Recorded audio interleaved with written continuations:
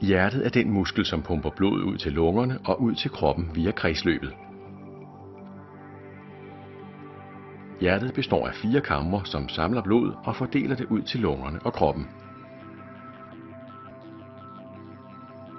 Flere tilstande kan forstyrre hjertets evne til at pumpe blodet rundt i kroppen. Sygdom i hjertemusklen eller i hjerteklapperne kan føre til, at hjertets evne til at opretholde en tilfredsstillende blodcirkulation svigter. Sygdom i koronararterierne, højt blodtryk eller snævre eller tilstoppede arterier, pulsårer, kan hæmme blodkarrenes evne til effektivt at levere blod, hvilket øger belastningen på hjertet. Disse tilstande kan medføre, at hjertet forstørres, fordi det ikke kan fungere normalt. Til sidst kan hjertet ikke pumpe alt det blod ud, som det fyldes op med.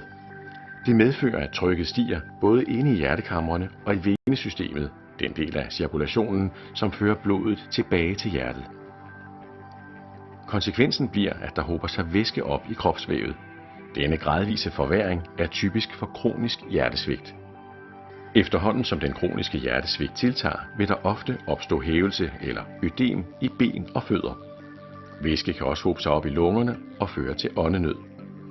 Til sidst vil hjertesvigtet også påvirke nyrefunktionen, hvilket øger ophobningen af væske i kroppen og forværrer det svigtende hjertes tilstand. Hjertesvigt er en kronisk tilstand, som reducerer livslængden. Hvis et hjertesvigt skyldes klapfejl, kan en operation bedre hjertets pumpeevne.